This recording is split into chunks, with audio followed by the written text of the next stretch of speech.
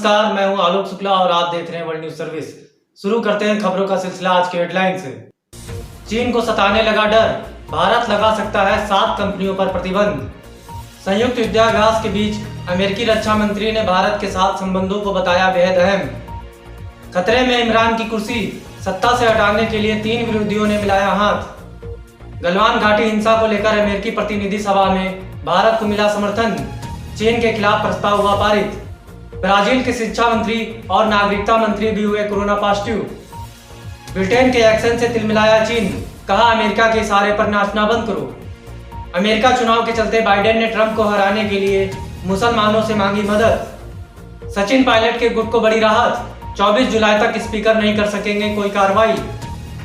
शिवसेना बोली भारत के लिए सिरदर्दी बनने से पहले तोड़ दो नेपाली बंदूकों की नलियां। बीजेपी का राहुल गांधी पर पलटवार, मार्च से जुलाई तक की उपलब्धियां गिनाते हुए कसा तंज। दिल्ली में अब घर घर तक पहुंचेगा राशन, केजरीवाल बोले मेरा सपना हुआ पूरा। भारत में कोरोना मरीजों की संख्या 11,55,000 के पार, 28,084 लोग वायरस से हारे जंग। राज्यपाल लालजी टंडन के निधन पर मध्य प्रदेश में 5 दिन के राजकीय शोक की हुई घोषणा। जाटों के कम दिमाग वाले बयान पर बवाल, त्रिपुरा के सीएम ने अब मांगी माफी। संजय राउत बोले उद्धव ठाकरे भी राम मंदिर भूमि पूजन के लिए जाएंगे अयोध्या। पीएम मोदी आज करेंगे इंडिया आइडिया समिट को संबोधित, दुनिया भर के लोगों की होगी नजर। पीयूष गोयल ने कहा केंद्र रेलवे स्टेशनों को आधुनिक बनाकर उन्हें निजी हाथों में देने की बना रहा है योजना। राजस्थान की जंग में उमर अब्दुल्ला की एंट्री, बोले पायलट का बगावत से कोई लिंक नहीं।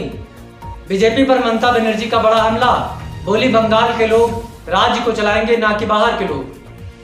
पंजाब में खुला देश का दूसरा प्लाज्मा बैंक, कोरोना के गंभीर मरीजों की बच सकेगी जान। सीएम योगी का सख्त निर्देश, जहां कोरोना संक्रमण वहां निगरानी टीमें फिर जाकर करे लोगों की पहचान। हरियाणा सीएम खट्टर ने किया हुड्डा पर पलटवार, कहा अल्पज्ञानी इसी तरह बात करते हैं। अब समाचार विस्तार से। अयोध्या में राम मंदिर भूमि पूजन में पीएम मोदी के साथ विपक्ष के राहुल गांधी भी क्यों न हो शामिल। सोशल जस्टिस फोरम के चेयरमैन मिस्टर मुकेश पांडे ने WNS संवाददाता को दिए एक खास इंटरव्यू में बातचीत के दौरान कहा कि 5 अगस्त को प्रधानमंत्री नरेंद्र मोदी अयोध्या में राम मंदिर भूमि पूजन के लिए जाएंगे, जो कि एक ऐतिहासिक मौका होगा जिसमें RSS प्रमुख मोहन भागवत, शिवसेना भाजपा के कई बड़े वरिष्ठ व दिग्गज नेता व मंत्री समेत कई बड़ी हस्तियां शामिल होंगी। ऐसे ऐतिहासिक अवसर को लेकर विपक्ष व सियासी गलियारों में सबके बीच एक सवाल तेजी से घूम रहा है, वो ये है कि इस अवसर पर विपक्ष या राहुल गांधी की उपस्थिति का होना। मिस्टर मुकेश पांडे ने WNS संवाददाता से आगे बातचीत में कहा कि आखिर राहुल गांधी राजीव गांधी के बेटे हैं और उनकी दादी इंदिरा गांधी थी, और जो जवाहरलाल नेहरू जो कि एक ब्राह्मण थे, उनके परिवार से आने वाले राहुल गांधी आखिर क्यों नहीं जा सकते भूमि पूजन में। मिस्टर पांडे ने आगे कहा कि राजनीति में किसी महिला की लव मैरिज या शादी कर देने से उसकी जाति व उसके धार्मिक विचार नहीं बदल जाते। उदाहरण के तौर पर अमेरिका में जब लोग शादियां व लव मैरिज करते हैं तो उनकी कास्ट व धार्मिक विचार पुराने जैसे ही रहते हैं, बदलते नहीं। तो इसलिए राम मंदिर में पीएम मोदी के साथ साथ विपक्ष के राहुल गांधी को भी समानांतर स्थान अवश्य मिलना चाहिए।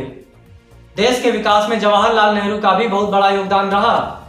ब्रिटिश काल में देश की आजादी के लिए 14 साल तक जेल में जवाहरलाल नेहरू ने जीवन बिताया और इनके पिता मोतीलाल नेहरू उस समय देश में सबसे अमीर व्यक्ति होते हुए भी देश की आजादी के प्रति उन्होंने आजीवन संघर्ष किया।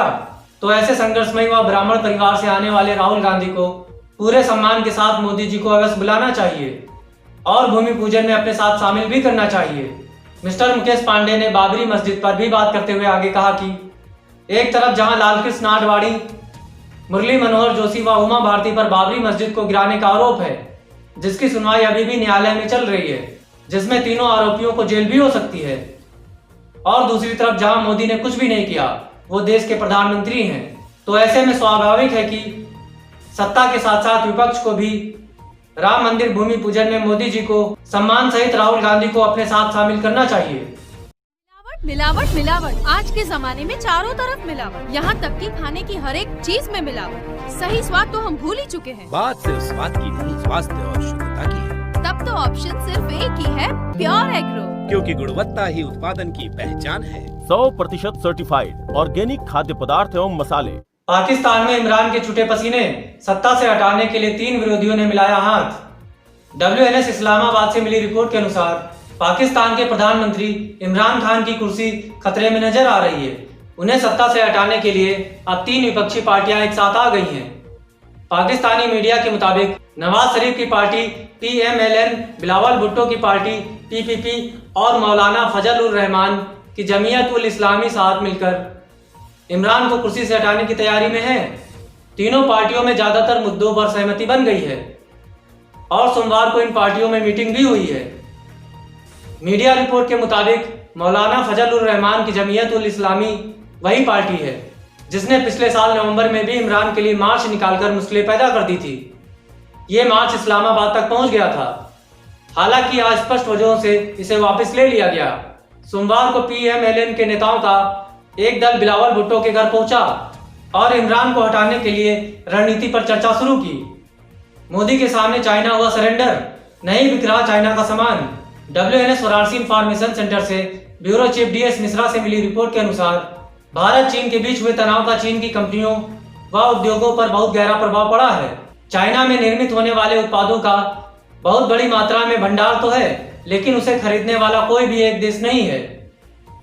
आज कोरोना वायरस महामारी के चलते दुनिया के सभी छोटे बड़े देशों ने चीनी सामानों का बहिष्कार कर दिया है, जिससे चीनी कंपनियों में ताले लग गए हैं और वहां की जनता भुखमरी के कगार पर खड़ी हो चुकी है, जिसके चलते चीन के अंदर कई धरने व प्रदर्शन भी हो रहे हैं।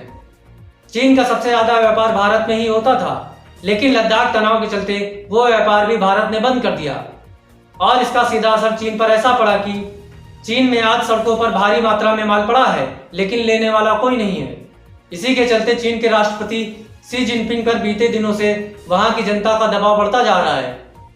चीन के लोगों की राष्ट्रपति से मांग है कि भारत पर जो कब्जे वाली जमीन है वो उसे तत्काल मोदी जी को वापस कर दें। तभी धीरे धीरे भारत चीन के साथ व्यापारिक सौदों के लिए तैयार होगा और चीन के हालात व आर्थिक स्थितियों में सुधार होगा। इसी के साथ आज की खबरों में बस यहीं तक। कल फिर मुलाकात होगी कुछ नई खबरों के साथ। तब तक के लिए नमस्कार।